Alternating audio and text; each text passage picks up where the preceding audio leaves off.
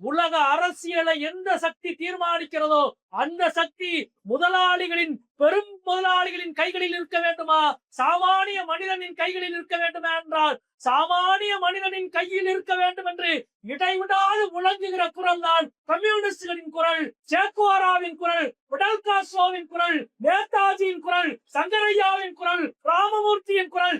இன்றைக்கு சேக்குவாராவை தன் மடியிலே போட்டிருக்கிற ஒவ்வொரு இளைஞனின் குரலும் அதுதான். ஹெர்மூஸ் நீரிணையிலே கப்பலை நிறுத்தினால் மேலமாசி வீதி கடையிலே ரவ புரோட்டா ரவ தோசை கிடையாதுன்னு போர்டு வைக்கிறான். இதைத்தாண்டா 60 வருஷமா நாங்க சொல்றோம். உலக பொருளாதாரத்தின் கண்ணிதான் இந்திய பொருளாதாரம். இந்திய பொருளாதாரம் என்ற சங்கிலியின் தொடர்ச்சி தான் உன் வீட்டிலும் என் வீட்டிலும் இருக்கிற பொருளாதாரம். அரசியல் அறிவு இல்லை என்றால் நீ அறிவற்ற தங்களால் ஆளப்படுவாய். எனவே தான் அரசியலை பயிற்றுவிப்பது, அரசியலை பயிர வைப்பது.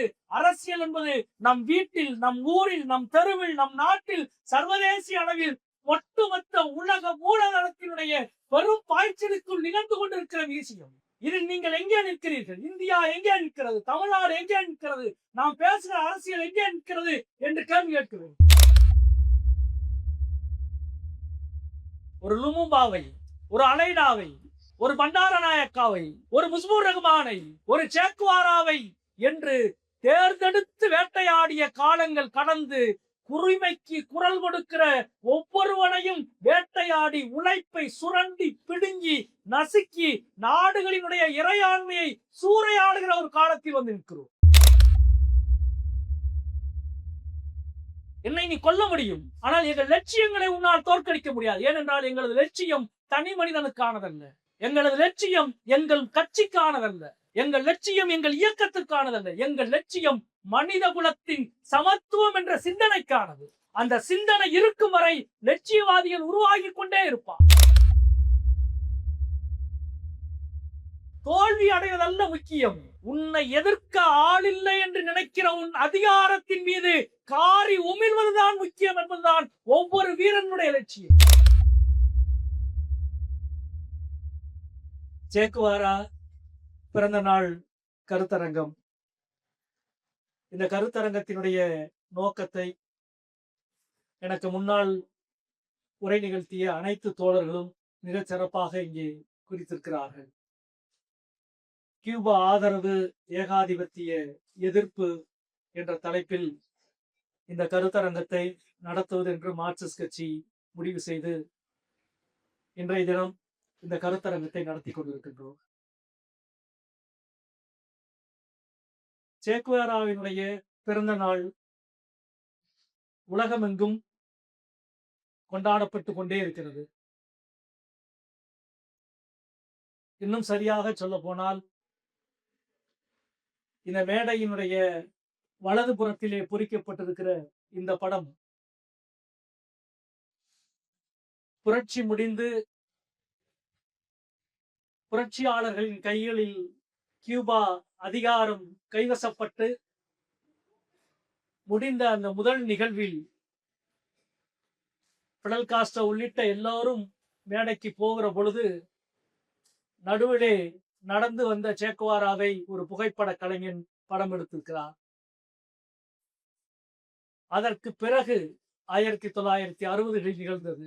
அதற்கு பிறகு உலகம் முழுவதும் இன்றைக்கு வரை பல கோடி முறை மீண்டும் மீண்டும் அச்சுப்பதிக்கப்படுகிற படமாக இந்த படம்தான் இன்றைக்கு வரை இருக்கிறது, சாதனை படைத்திருக்கிறது.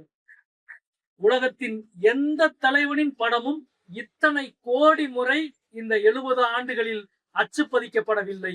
இந்த ஒரு போட்டோ, ஒரு புகைப்படம்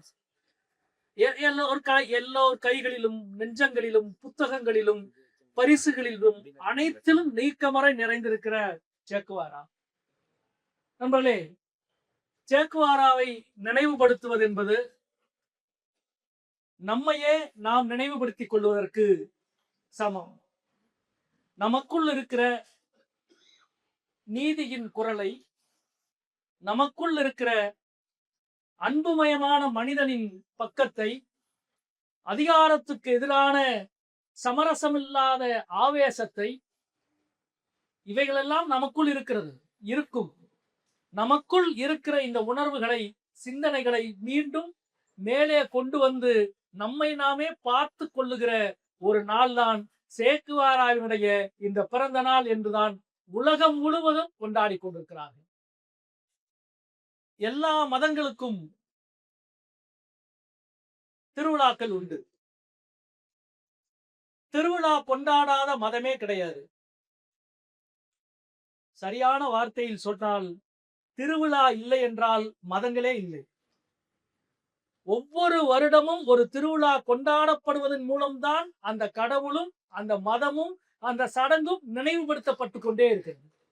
திருவிழாவை கழித்து விட்டால் கடவுள்கள் காணாமல் போய்விடுவார்கள், மதங்கள் காணாமல் போய்விடும் மனிதர்களின் நினைவுகளில் இருந்து. வாழ்க்கையின் அவ்வளவு பெரிய நெருக்கடிகளுக்கு இடையில் மீண்டும் மீண்டும் திருவிழாக்கள் கொண்டாடப்படுவது, மீண்டும் மீண்டும் மதங்களின் திருவிழாக்கள் கொண்டாடப்படுவது மதத்தின் தத்துவத்தை, சிந்தனையை நினைவூட்டுக் கொண்டே இருப்பதற்குத்தான். உலகம் முழுவதும் எல்லா திருவிழாக்களினுடைய அடிப்படை இளமையை கொண்டாடுவதுதான். இளமையை கொண்டாடுவதுதான் எல்லா திருவிழாக்களின் அடிப்படை. நீங்க பாருங்க, கடவுள்களுடைய ஜெயந்தியா இருக்கும், பிறந்த நாளா இருக்கும், அல்லது திருமண நாளா இருக்கும், பட்டாபிஷேகமாக இருக்கும், பதவியேற்ற நாளா இருக்கும். புதிய இளைஞர்களுக்கு, இளைஞர்களுக்கு, புதிய தலைமுறைக்கு இளமையை கொண்டாடுவதன் மூலம் அந்த தத்துவத்தை, அந்த சிந்தனையை அடுத்த தலைமுறைக்கு கைமாற்றுவதுதான் திருவிழாக்களினுடைய தாற்பயம், திருவிழாக்களின் அடிப்படை. ஒவ்வொரு மதத்திற்கும், ஒவ்வொரு பகுதியிலே இருக்கிற நாட்டார் வழிபாடுகளுக்குமான எத்தனையோ திருவிழாக்களில் மீண்டும் மீண்டும் இளமை நினைவூட்டப்பட்டு கொண்டே இருக்கிறது. மதங்கள் அவர்களுடைய அரசியலுக்கு அதை செய்கிறார்கள் என்றால், அரசியல் இயக்கங்கள் இளமையை கொண்டாட தவறுகிற அரசியல் இயக்கங்கள் காலத்தில் இருந்து கழிந்து உதிர்ந்து விடும். இளமையை தன் தோளில் தூக்கி சுமக்கிற அரசியல் இயக்கம் மட்டும்தான் புதிய இருளை நொறுக்கிவிட்டு புதிய வெளிச்சத்தை நோக்கி சமூகத்தை முன்னகர்த்துகிற தைரியமும் திராணியும் இருக்கும். சேக்குவாராவினுடைய பிறந்த நாள் என்பது இளமையை எங்கள் தோள்களில் தூக்கி கொண்டாடுகிற ஒரு மகத்தான நாள். இளமை என்பது வயது சம்பந்தப்பட்டதல்ல, அது சிந்தனை சம்பந்தப்பட்டது. 101 வயதிலும் மரணத்தை தழுவுகிற பொழுது கூட தோழர் சங்கரையாவின் குரல் ஒவ்வொரு இளைஞனையும் தட்டி எழுப்புகிற குரலாக இருந்தது. சங்கரையா தன் வாழ்வு முழுவதும் இளமையாகவே வாழ்ந்து மறைந்தவர். சங்கரையா மட்டுமல்ல, நீதிக்காக போராடுகிற ஒவ்வொருவருக்கும் வயது வயோதிகத்தை கொடுப்பதல்ல, வீரத்தையும் உரத்தையும் தான் கொடுக்கிறது. எனவே தான் சேக்குவாராவினுடைய இந்த பிறந்த நாள் இளமையை கொண்டாடுகிற பிறந்த நாள், இளமையை நினைவுபடுத்துகிற பிறந்த நாள்.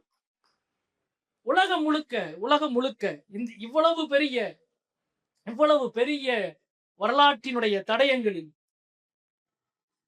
மகா வாக்கியங்கள் என்று சில வாக்கியங்களை சொல்லுவார்கள். நம்ம தமிழிலே நிறைய மகா வாக்கியம் இருக்கிறது. யாதும் ஊரே யாவரும் கேளீர் என்பது ஒரு மகா வாக்கியம். 2000 வருடத்துக்கு முன்பு எழுதின ஒரு வரி. இன்னும் எத்தனை ஆயிரம் ஆண்டு தமிழ் மொழி இருக்கும் வரை இந்த வரி இருக்கும். ஏனென்றால் இது ஒரு மொழிக்குரியதல்ல, ஒரு மனிதனுக்குரியதல்ல, ஒட்டுமொத்த மனித குலத்துக்குமான சிந்தனையை தமிழ் எழுத்தாளன் ஒருவன் தூக்கி மனிதத்துக்கு கொடுத்திருக்கின்றார். யாதும் ஊரே யாவரும் கேளீர். இப்படி எண்ணற்ற மகா வாக்கியங்கள் உண்டு. ஆசையே துன்பத்தின் காரணம் என்ற புத்தனின் மகா வாக்கியத்தை போல மார்க்சும் ஏங்கல்ஸும் அப்படி எழுதிய மகா வாக்கியங்கள் நிறைய உண்டு. அது முக்கியமானது உங்களுக்கு தெரியும். இழப்பதற்கு எதுவும் இல்லை கைவிலங்கை தவிர, பெறுவதற்கு ஒரு பொன்னுலகம் இருக்கிறது என்று மார்க்சும் ஏங்கல்ஸும் எழுதினார். கடந்த 1000 வருடத்தில் இதை போன்ற ஒரு கவிதையை மனிதகுல வரலாற்றில் யாரும் எழுதியதில்லை. மார்க்சும் ஏங்கல்ஸும் எழுதிய வரிகள். ஒரு மகா வாக்கியம். அப்படி ஒரு மகா வாக்கியம் தான் சேக்குவாராவினுடைய ஒரு வாக்கியம். அநீதிக்கு எதிராக நீங்கள் கோபப்படுவீர்கள் என்றால் அநீதிக்கு எதிராக நீங்கள் கிளர்ந்தெழுவீர்கள் என்றால் நீங்கள் என் தோழனே என்று சொல்லுகிற சேக்குவாராவின் மகா வாக்கியம் உலகம் முழுவதும் கட்டி போட்டது, உலகம் முழுவதும் ஈர்த்தது. நண்பர்களே, அதுவரை புரட்சியாளர்கள், குறிப்பாக இன்னும் சொல்ல போனால் காலனியத்துக்கு எதிரான புரட்சியாளர்கள், ஏகாதிபத்தியத்துக்கு எதிரான புரட்சியாளர்கள் எவ்வளவோ பேரை வரலாற்றில் நாம் பார்க்கிறோம். சேக்குவாராவை கொண்டாடுவது என்பது அந்த புரட்சியாளர்களுடைய நினைவுகளை எல்லாம் மீண்டும் அசைவோட்டு பார்ப்பது, அந்த புரட்சியாளர்களின் வரலாற்றை எல்லாம் மீண்டும் நமக்கு நானே நினைவுபடுத்தி பார்ப்பது, அந்த புரட்சியாளர்களின் தியாகத்தை, உறுதியை, அவர்களின் நெஞ்சுரத்தை, அதிகாரத்தை கண்டு கலங்காமல் அவர்கள் கண்களில் இருந்த தீப்பொறியை அடுத்து போன தலைமுறையிலிருந்து எடுத்து அடுத்த தலைமுறைக்கு கொடுக்கிற ஒரு நல் வாய்ப்பாக இந்த நாளை அமைத்துக் கொள்வது. 72 பாளையங்கள் இருந்ததாக சொல்வார்கள் மதுரை நாட்டில். பிரிட்டிஷ்காரன் வந்த பொழுது அது 72 இல்லை, 100க்கும் மேற்பட்ட பாளையமாக இருந்தது. 100க்கும் மேற்பட்ட பாளையத்தில் 90 பாளையக்காரர்கள் அந்த அவனுடைய அதிகாரத்தை ஏற்றுக்கொண்டார்கள். பிரிட்டிஷ்காரனின் பீரங்கிக்கு முன்னால் மண்டியிட்டு பணிந்தார்கள். பிரிட்டிஷ் சாம்ராஜ்யத்தினுடைய அதிகாரத்துக்கு கீழே கைகட்டி உட்கார்ந்தார்கள். ஆனால் சின்னஞ்சிறிய ஒரு 10-12 பாளையக்காரர்கள் மட்டும் ஒண்டி வீரனில் துவங்கி பூலித்தேவனில் இருந்து, வீரபாண்டியனில் இருந்து, மருது சகோதரர்களில் இருந்து, ஊமத்துறையிலே இருந்து, சுந்தரலிங்கனால் இருந்து வரிசையாக சொல்லிக் கொண்டே போனார். ஒரு 10-15 பாளையக்காரர்கள், வீரர்கள்.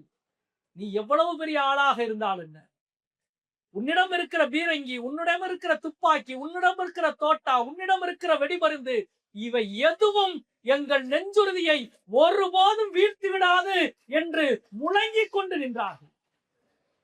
வரலாற்றில் அந்த 92 பாளையக்காரர்கள் யார் என்று யாருக்கும் தெரியாது. 300 ஆண்டுகளுக்கு முன்பு வெறும் 10 ஏக்கரில் கட்டப்பட்ட பாஞ்சாலங்குறிச்சி கோட்டையின் உறுதித்தன்மை இன்னும் 1000 ஆண்டானாலும் இந்திய விடுதலை போராட்டத்தின் வரலாற்றிலே இருந்து நீங்கவே நீங்கா. யார் நினைக்கப்படுகிறார், யார் நினைக்கப்பட வேண்டும் என்றால் அதிகாரத்துக்கு மண்டியிடாதவன் ஒருபோதும் காலத்தால் மறைந்து போக மாட்டான், காலம் உள்ளவரை நிலைத்திருப்பான்.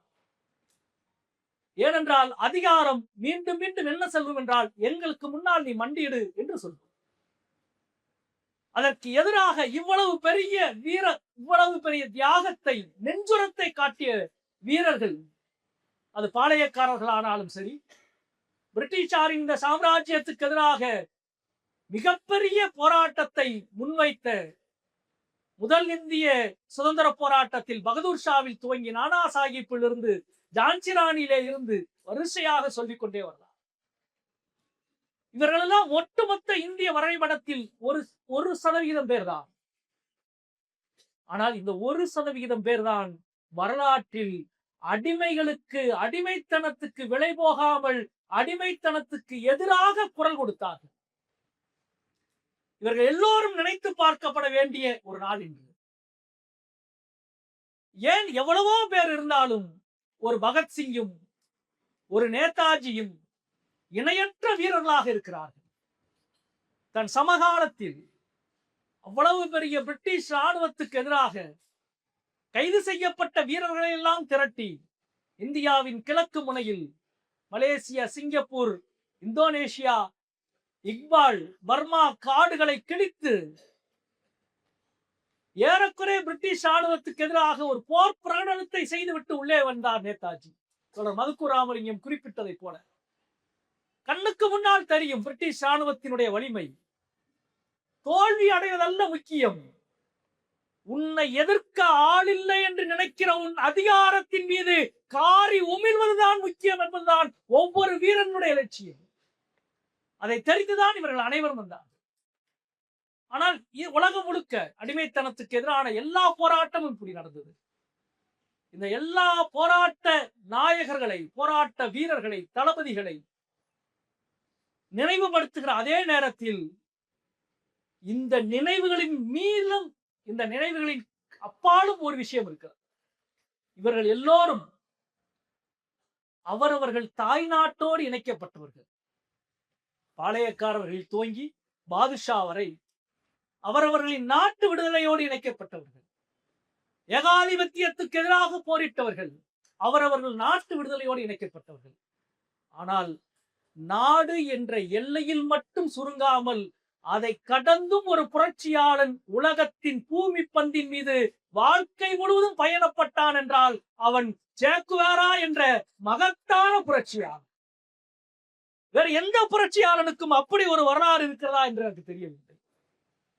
அர்ஜென்டினாவில் பிறந்து கியூபா புரட்சிக்கு துப்பாக்கியை தோளிலே தூக்கி போரிட்டு மிகப்பெரிய தியாகத்தை செய்து வெற்றி பெற்று புதிய ஆட்சியிலே நிதி அமைச்சராக அமர்ந்து அதற்கு பிறகு மீண்டும் காங்கோவுக்கு சென்று பொலிவியாவுக்கு சென்று பொலிவிய காடுகளிலே போய் சிறைப்பட்டு சுட்டுக் கொல்லப்படுகிறார்.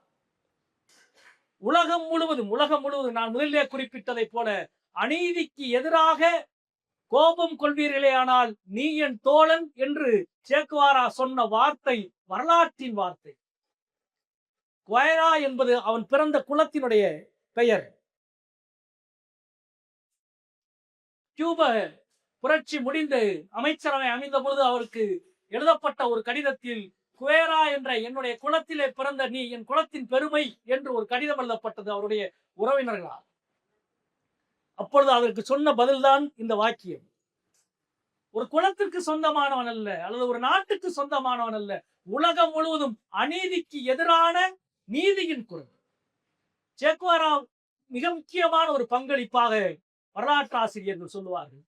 சே குவேரா தன்னுடைய போராட்டத்தை வெற்றியை நோக்கி இலக்கிடவில்லை. சே குவேரா தன்னுடைய போராட்டத்தினுடைய நோக்கமாக வெற்றியை முன்வைக்கவில்லை. வெற்றியை இலக்கிட்டிருந்தால் ஒரு வெற்றியோடு அவன் போராட்டம் முடிந்திருக்கும். சே குவேரா தன்னுடைய போராட்டத்தின் இலக்காக நீதியை வைத்தான். எனவே கடைசி மனிதனுக்கும் நீதி கிடைக்கும் வரை போராட்டங்கள் ஓயப் போவதில்லை. போராட்டங்கள் நடந்து கொண்டே இருக்கும் வரை சே குவேரா என்ற இந்த உணர்வு மறையப் போவதில்லை. எந்த ஒரு போராட்டத்தினுடைய நோக்கம் வெற்றி தோல்வி அல்ல. வெற்றியும் கிடைக்கலாம், தோல்வியும் கிடைக்கலாம். ஆனால் நீதிதான் ஒரு போராட்டத்தினுடைய உத்வேகம், நீதிதான் ஒரு போராட்டத்தின் இலக்கு. நீதி கிடைக்கும் வரை அந்த போராட்டம் தொடரும். ஏகாதிபத்தியத்துக்கு எதிரான போராட்டம், இது ஏகாதிபத்திய எதிர்ப்பு கருத்தரங்கு. கியூபா இன்றைக்கு பட்டுக் கொண்டிருக்கிற இன்னல்களை, கியூபா இன்று அடைந்து கொண்டிருக்கிற துயரத்தை பற்றி இங்கே பேசினார்கள் தோழர்கள். மதுக்குராமலிங்கம் விரிவாக சொன்னார். மின்சாரம் துண்டிக்கப்படுகிறது. பொலிவியா இன்றைக்கு அமெரிக்காவினுடைய இந்த நெருக்குதலுக்கு பிறகு மின்சாரம், ஆயில், பொருளாதார தடை இன்னும் பல மடங்கு, உதவி செய்ய போகிற கப்பல்களுக்கு மீது, நாடுகளின் மீது விதிக்கப்படுகிற கூடுதல் வரி, ஒரு நாள் ஒன்றுக்கு 20 மணி நேரம் 22 மணி நேரம் மின் தடை ஏற்படுகிற ஒரு நகரத்தை நம்மால் நினைத்து கூட பார்க்க முடியாது. அது உண்மை. சமீபத்தில் டெல்லியிலே ஒரு கருத்தரங்கம் மார்க்சிஸ்ட் கட்சியின் சார்பிலே நாங்கள் நடத்தினோம், கியூபா ஆதரவு கருத்தரங்கம். அந்த கருத்தரங்கத்திற்கு இந்தியாவுக்கு வந்திருந்த கியூபாவினுடைய அமைச்சர் அந்த கருத்தரங்கத்திலே பங்கெடுத்தார். கியூபாவினுடைய தூதுவர், இந்திய நாட்டுக்கான கியூபா தூதுவர் பங்கெடுத்தார். அவர் பேசிய அந்த 30 நிமிட உரை எங்களை எல்லாம் உரைய வைத்தது. ஒரு நாடு இவ்வளவு நெருக்கடி, ஒரு வருடம் இல்லை, கடந்த 70-75 ஆண்டுகளாக இவ்வளவு பெரிய நெருக்கடி, ஒரு சிந்தனை, ஒரு மக்களின் உணர்வாக எப்படி மாற்றப்பட்டிருக்கிறது. அமெரிக்காவினுடைய மூக்கினுடைய நுனியிலே இருக்கிற ஒரு நாடு, நீ எவ்வளவு நெருக்கடி கொடுத்தாலும், எவ்வளவு நாங்கள், அதுதான் மிக அழகாக சே குவேராவின் வாழ்வினுடைய ஒரு வரி இருக்கிறது. நீங்கள் என்னை வீழ்த்த முடியும், ஆனால் எங்களை தோற்கடிக்கவே முடியாது என்று சொல்லுவார். என்னை நீ கொல்ல முடியும், ஆனால் எங்கள் லட்சியங்களை உன்னால் தோற்கடிக்க முடியாது. ஏனென்றால் எங்களது லட்சியம் தனி மனிதனுக்கானதல்ல, எங்களது லட்சியம் எங்கள் கட்சிக்கானதல்ல, எங்கள் லட்சியம் எங்கள் இயக்கத்திற்கானதல்ல, எங்கள் லட்சியம் மனித குலத்தின் சமத்துவம் என்ற சிந்தனைக்கானது. அந்த சிந்தனை இருக்கும் வரை லட்சியவாதிகள் உருவாகி கொண்டே இருப்பார். லட்சியங்களை முன்வைத்து பயணப்படுகிற கட்சிக்கும் மனிதர்களை முன்வைத்து பயணப்படுகிற கட்சிக்கும் வித்தியாசம் இருக்கிறது. எங்கள் இயக்கங்கள் லட்சியங்களை முன்வைத்து பயணப்படுகிற கட்சி. எனவே எங்கள் லட்சியம் எங்களுக்கானதல்ல, இந்த மனித சமூகத்தின் மிக ஆரம்பத்திலே இருந்த ஒரு கனவு. இங்கே தோழர் பாலா அவர்கள் குறிப்பிட்டார், நேற்றைக்கு முன்தினம் மனித குலத்தின் வரலாற்றின் ஒரு புதிய நிகழ்ச்சி நடந்திருக்கிறது. இதுவரை இல்லாத ஒன்று நடந்திருக்கிறது. மனிதகுல வரலாறு உங்களுக்கு தெரியும்.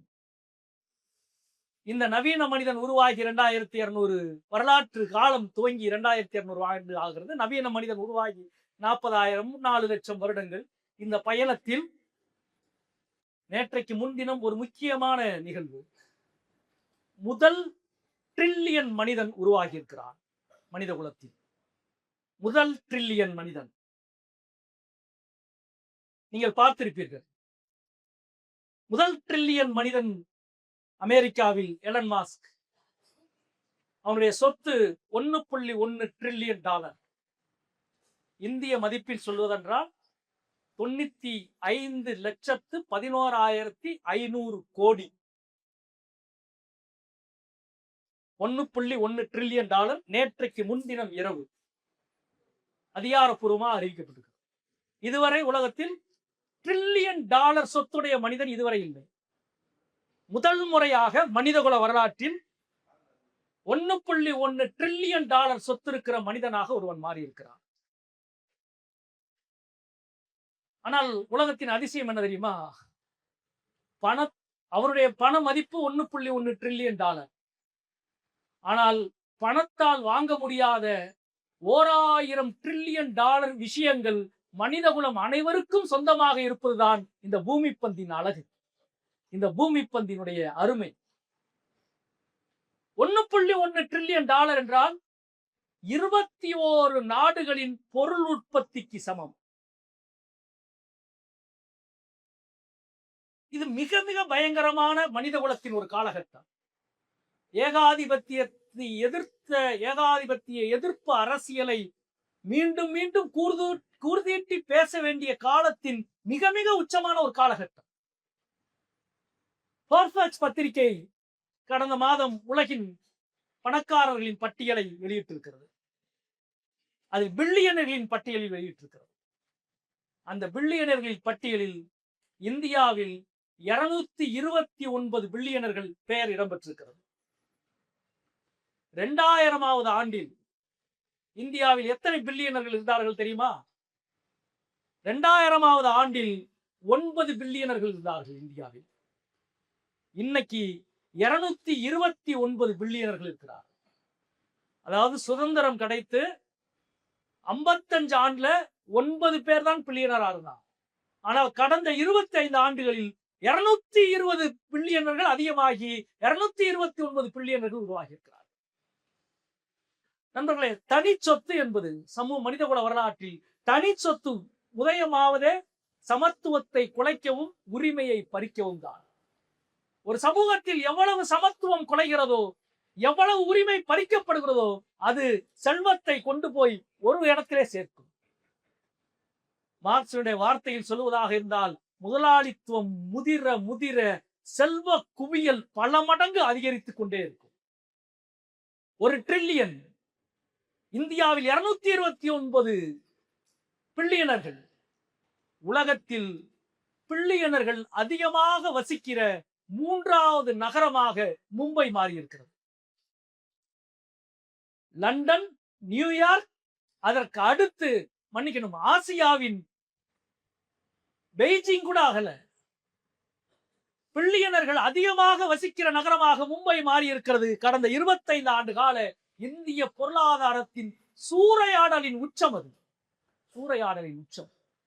இங்கேதான் ஒரு வார்த்தையை நாம் நினைவுபடுத்திக் கொள்ள வேண்டும். அது என்ன வார்த்தை என்றால், பிரிட்டிஷ்காரன் இந்த நாட்டை ஆண்ட பொழுது, கிழக்கிந்திய கம்பெனியும் பிரிட்டிஷ் சாம்ராஜ்யமும் இந்த நாட்டை ஆண்ட பொழுது, இந்தியாவினுடைய வசதி படைத்தவர்களினுடைய கைகளில் 40% சொத்துக்கள் தான் இருந்தது. ஆனால் இன்றைக்கு இந்தியாவில் 1% வசதி படைத்தவர்களின் கையில், பெரும் பணக்காரர்கள் கையில் 52% செல்வம் போய்விட்டது. பிரிட்டிஷார் ஆட்சி நடத்திய காலத்தை விட ஒரு மோசமான அரசியல் காலத்தில் நாம் இன்றைக்கு வாழ்ந்து கொண்டிருக்கிறோம். இந்த இடம்தான் உழைப்பு சுரண்டலை, ஏகாதிபத்திய அரசியலை மிக மிக கூர்மையாக நுட்பமாக நாம் பேச வேண்டிய இடம். இங்கே தோழர்கள் எல்லாம் மிக அழகாக இங்கே குறிப்பிட்டார்கள். தொடர்ந்து மனிதர்களை வேட்டையாடுவதில்லை, ஒவ்வொரு மனிதனையும் வேட்டையாடுகிற காலத்தை ஏகாதிபத்தியம் நிறுவியிருக்கிறது. ஒரு லுமும்பாவை, ஒரு அலைடாவை, ஒரு பண்டாரநாயக்காவை, ஒரு முஸ்பூர் ரஹ்மானை, ஒரு சேக்குவாராவை என்று தேர்ந்தெடுத்து வேட்டையாடிய காலங்கள் கடந்து குரிமைக்கு குரல் கொடுக்கிற ஒவ்வொருவனையும் வேட்டையாடி உழைப்பை சுரண்டி பிடுங்கி நசுக்கி நாடுகளினுடைய இறையாண்மையை சூறையாடுகிற ஒரு காலத்தில் வந்து நிற்கிறோம். 50 ஆண்டுகளுக்கு முன்பு நம்மை பற்றி இங்கே சொல்லுகிற வசை ஒன்று இருக்கிறது. கம்யூனிஸ்டுகளுக்கு வேற வேலை இல்லை, மாஸ்கோவில் மழை பெய்தால் மதுரையிலே குடைபிடிப்பார்கள் என்று சொல்லுவார்கள். ஆச்சரியமான ஒரு நம்மை பற்றிய ஒரு கேலி சித்திரமாக சொல்லுவார்கள். அவர்களை எல்லாம் இன்றைக்கு அழைக்க வேண்டும். ஹெர்மூஸ் நீரிணையிலே கப்பலை நிறுத்தினால் மேலமாசி வீதி கடையிலே ரவ புரோட்டா ரவ தோசை கிடையாதுன்னு போர்டு வைக்கிறான். இதைத்தாண்டா 60 வருஷமா நாங்க சொல்றோம். உலக பொருளாதாரத்தின் கண்ணிதான் இந்திய பொருளாதாரம். இந்திய பொருளாதாரம் என்ற சங்கிலியின் தொடர்ச்சிதான் உன் வீட்டிலும் என் வீட்டிலும் இருக்கிற பொருளாதாரம். உலக அரசியலை எந்த சக்தி தீர்மானிக்கிறதோ அந்த சக்தி முதலாளிகளின் பெரும் முதலாளிகளின் கைகளில் இருக்க வேண்டுமா, சாமானிய மனிதனின் கைகளில் இருக்க வேண்டுமா என்றால் சாமானிய மனிதனின் கையில் இருக்க வேண்டும் என்று இடைவிடாது முழங்குகிற குரல் தான் கம்யூனிஸ்டுகளின் குரல், சேக்குவாராவின் குரல், பிடல் காஸ்ட்ரோவின் குரல், நேதாஜியின் குரல், சங்கரையாவின் குரல், ராமமூர்த்தியின் குரல். இன்றைக்கு சேக்குவாராவை தன் மடியிலே போட்டிருக்கிற ஒவ்வொரு இளைஞனின் குரலும் அதுதான். இந்த அரசியலை புரிந்து கொள்ளாமல், அரசியல் தான் சகலத்தையும் தீர்மானிக்கிறது என்ற உண்மையை புரிந்து கொள்ளாமல், இந்த உடல் உயிர் வாழ மூச்சு காற்று எப்படி முக்கியமோ அதே போல இந்த சமூகத்தில் நாம் வாழ அரசியல் அறிவு முக்கியம் முக்கியம் முக்கியம். அரசியல் அறிவு இல்லை என்றால் நீ அறிவற்ற தங்களால் ஆளப்படுவாய். மின்சாரம் என்றால் என்னவென்று நமக்கு விளங்காமல் இருக்கலாம். ஒருத்தனை கூப்பிட்டு மின்சாரம்னா என்ன அப்படின்னா சொல்ல தெரியாம இருக்கலாம். அதுல எத்தனை நியூட்ரான் இருக்கு, எத்தனை புளூட்ரான் இருக்கு, ஒவ்வொரு மின் கடத்தி என்றால் என்னன்னு நமக்கு தெரியாம இருக்கலாம். ஆனால் மின்சாரம் இல்லாமல் நாம் இல்லை. மின்சாரம் பற்றி அறிவில்லாமல் இருக்கலாம், ஆனால் மின்சாரம் இல்லாமல் நாம் இல்லை. அதே போலதான் அரசியல் என்றால் என்னவென்று தெரியாமல் கோடிக்கணக்கான மக்கள் இருக்கலாம், ஆனால் அரசியல் இல்லாமல் ஒருவர் கூட இருக்க முடியாது. எனவே தான் அரசியலை பயிற்றுவிப்பது, அரசியலை பயிர வைப்பது. அரசியல் என்பது நம் வீட்டில், நம் ஊரில், நம் தெருவில், நம் நாட்டில், சர்வதேச அளவில் ஒட்டுமொத்த உலக மூலதனத்தினுடைய பெரும் பாய்ச்சலுக்குள் நிகழ்ந்து கொண்டிருக்கிற விஷயம். இதில் நீங்கள் எங்கே நிற்கிறீர்கள்? இந்தியா எங்கே நிற்கிறது? தமிழ்நாடு எங்கே நிற்கிறது? நாம் பேசுகிற அரசியல் எங்கே நிற்கிறது என்று கேள்வி கேட்க வேண்டும். இது ஏதோ அமெரிக்கா சம்பந்தப்பட்டதல்ல, மேற்கத்திய நாடுகள் சம்பந்தப்பட்டதல்ல. இன்றைக்கு அமெரிக்காவுடைய ட்ரம்ப் பொறுப்பேற்ற பிறகு WTO உலக சுகாதார நிறுவனத்திலே இருந்து அமெரிக்கா வெளியேறிவிட்டது. அது எவ்வளவு பெரிய பாதிப்பை இன்றைக்கு உருவாக்கி இருக்கிறது. எல்லா தடுப்பூசிகளுக்குமான அனைத்து ஆய்வுக்குமான நிதியையும் ட்ரம்ப் அரசு நிறுத்திடுச்சு. இன்னைக்கு காச நோயில ஆரம்பிச்சு 83 வகையான புற்றுநோய்களில் இருந்து இதயம் சார்ந்த நூற்றுக்கணக்கான நோய்களுக்கு நடத்தப்பட்டு கொண்டிருந்த அனைத்து ஆய்வும் கடந்த 2 ஆண்டு நிறுத்தப்பட்டு விட்டது. நண்பர்களே, தோழர்களே, மிகப்பெரிய துயரம், மிகப்பெரிய துயரம். எல்லா வேக்சின்கான தடுப்பூசிகளுக்கான எல்லா ஆய்வுகளும் நிறுத்தப்பட்டு விட்டது. கணக்கு என்ன சொல்கிறது என்றால் 118 புற்றுநோய்களுக்கான ஆய்வு நிறுத்தப்பட்டு விட்டது. 384 கிளினிக்கல் ட்ரையல் நிறுத்தப்பட்டு விட்டது. 74,000 கிளினிக்கல் ட்ரையலுக்காக தங்களை ஒப்படைத்துக் கொண்டவர்கள் நட்டாக்கி விடப்பட்டிருக்கிறார்கள். அவன் பைத்தியகாரத்தனமான முடிவு. தடுப்பூசினால ஒன்னும் ஆகப்படுறதில்லை. எல்லா ஆய்வு நிறுவனங்களை நிறுத்தி மிகப்பெரிய பாதிப்பு யாருக்கு ஏற்பட போகுது? வளரும் நாடுகளுக்கு, மனித குலத்திற்கு. வளர்ந்த நாடுகளில் இருந்த எளிய மனிதனுக்கு, நடுத்தர மனிதனுக்கு. இங்க நம்ம சமயநல்லூர்ல இருக்கிறாரு மிகப்பெரிய ஆய்வாளர் விஞ்ஞானி முத்துக்கருப்பன், அமெரிக்காவின் புகழ்பெற்ற ஆய்வு நிறுவனத்திலே பணியாற்றியவர். அவங்க எல்லாம் அனுப்பிச்சிட்டாங்க. அதாவது மார்க்சுடைய வரி எவ்வளவு தீர்க்கதரிசனமான வழியா இருக்குதா. ஏகாதிபத்தியத்தின் குணத்தை, பணத்தின் குணத்தை, ஒரு வேட்டை நாயை போல அது எப்படி ஓடிக்கொண்டே இருக்கும், மனிதனின் ஆசையை கிளர்த்தி விட்டு அதற்கு பின்னால் மனித குணத்தை எப்படி அழிக்கும் என்பதை பற்றிய வரி. எல்லா தடுப்பூசி நின்றுச்சா என்ன ஆகும்? புதிய மருந்து கண்டுபிடிப்புக்கான ஆய்வுகள் நிறுத்தப்பட்டால் என்ன ஆகும்? 380க்கு மேற்பட்ட கிளினிக்கல் ட்ரையல் நிறுத்தப்பட்டு விட்டது என்ற செய்தி மனித குலத்துக்கு ஏற்பட்டிருக்கிற அதிர்ச்சி. இந்த அதிர்ச்சி ஒரு பக்கம் என்றால், இன்னொரு பக்கம் எலன் மாஸ்க் போன்றவர்கள் புதிய முதல் ட்ரில்லியனராக மாறுகிறார்கள். இதோ பாருங்கள், நீ உழைத்தால், நவீன தொழில்நுட்பத்தை பயன்படுத்தினால் இவ்வளவு பெரிய ஆளாகலாம் என்று ஆசையை அதை நோக்கி கிளர்த்தி விட்டு உன்னுடைய உரிமையை பறிக்கிற, உழைப்பை பறிக்கிற வேலை நடந்தது. நண்பர்களே, இதுதான் மிக மிக முக்கியமான ஒரு இடம். ஏன் இந்த கருத்தரங்கத்தை மார்க்சிஸ்ட் கட்சி நடத்துகிறது? கியூபாவுக்கும் நமக்கும் இருக்கிற இந்த உறவு என்ன? அல்லது இங்கே நான் முதலே ஏற்கனவே சொன்னதை போல, குறிப்பிட்டதை போல, ஏகாதிபத்திய எதிர்ப்பு அரசியலை எந்த இடத்திலே இருந்து எங்கே பேசுகிறோம், எங்கே பேச வேண்டும், இது எல்லாம் நம்முடைய நம்முடைய அன்றாட அரசியல் நிகழ்ச்சி நிரல் சம்பந்தப்பட்டது. கியூபாவுக்கு ஆதரவு தெரிவித்து உலகத்தில் அநீதி எங்கே நிலைத்தாலும் அந்த அநீதிக்கு எதிராக குரல் கொடுக்கிற ஒரு இந்திய அரசியல் தலைமை இருந்தது. ஒரு காலத்தில் இருந்தது, இன்றைக்கு இல்லை. நாடாளுமன்றத்தில் ஒரு வாய் திறக்கப்படவில்லை. இவ்வளவு பெரிய உலக வரைபடத்தில் இன்றைக்கு ஈரான் மீது, பாலஸ்தீனத்தின் மீது கண்ணுக்கு முன்னால் எத்தனை ஆயிரம் லட்சம் உயிர்கள் பறிக்கப்பட்டுக் கொண்டிருக்கிற பொழுது ஒரு சிறு கண்டன அறிக்கை கூட நிறைவேற்றப்படாத நாடாளுமன்றமாக இந்திய நாடாளுமன்றம் மாறிக்கொண்டிருக்கிறது. இந்த நேரத்தில் இன்னும் ஏனென்றால் மிக வசதி, பாசிஸ்டுகளுக்கு வசதி. அன்பை பேசுவது, உரிமையை பேசுவது அவர்களுக்கு எதிரானது. அன்புமயமான ஒரு உலகம், சமத்துவமான ஒரு உலகம், சமநீதியான ஒரு உலகம் என்பது எதிரானது. எனவே தான் அவர்கள் பிரிவினையை பேசுகிறார்கள், வேற்றுமையை ஊக்குவிக்கிறார்கள், சக மனிதன் மீதான வெறுப்பை ஊக்குவிக்கிறார்கள். நீ இந்த மதம், நீ இந்த மொழி, நீ இந்த இனம் என்று சக மனிதனின் மீதான வெறுப்புகள் கட்டமைக்கப்பட்டுவது அதிகாரத்தை தக்க வைப்பதற்கு எளிய வழி. இந்த வெறுப்புகளால் உருவாக்கப்பட்ட சுவர்களை இடித்து நொறுக்கிவிட்டு எல்லோருக்குமான ஒரு உலகாக, சமத்துவம் நிறைந்த ஒரு உலகாக, எல்லோரும் வாழுகிற ஒரு வளமிக்க வாழ்வாக இந்த வாழ்வை மாற்றிக் கொள்வதற்கு இருக்கிற சிந்தனைக்கு எதிராக அவர்கள் தொடர்ந்து இருக்கிறார்கள். இந்த எதிரான சிந்தனைக்கு சமத்துவம் என்ற 2000 ஆண்டுகளுக்கு முன்பு முதலில் இருந்த கனவு குலைக்கப்பட்ட பொழுது, சமத்துவத்தை குலைத்து மனித உரிமையை பறித்து தனிச்சொத்துரிமை ஆரம்பித்ததனுடைய விலை, தனிச்சொத்துரிமை துவங்கி இன்றைக்கு $1 டிரில்லியன் மனிதனை கொண்டு வந்து நிறுத்தி இருக்கிறோம். இந்த நேரத்தில் மீண்டும் நாம் உறக்க பேச வேண்டும். மீண்டும் சிந்தனை சார்ந்த உரையாடலை வலிமையாக நடத்த வேண்டும்.